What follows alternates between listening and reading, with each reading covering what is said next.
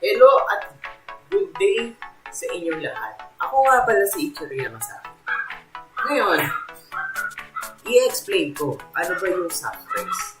The sack race or gunny race, sack race is a competitive game in which participants place the bulk of their legs inside the sack or pillowcase that bridges their waist or neck up forward from a point towards the finish line.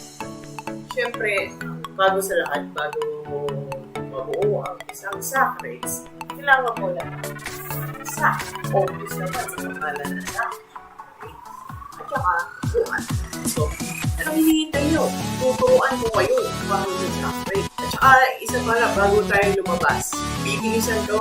At saka, pabilisan tong game na to. Siyempre, sino kauna siya ang panalo. Pero, ang problema, ako lang ang player.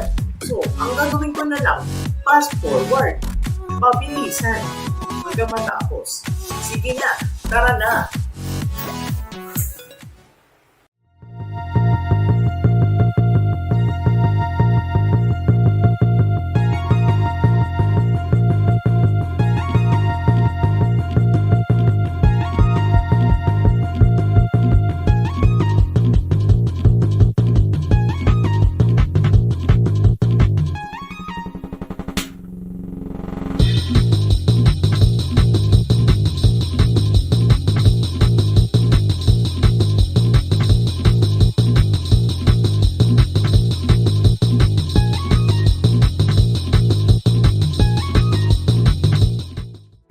Pasensya, hindi ako mabilis sa sack race.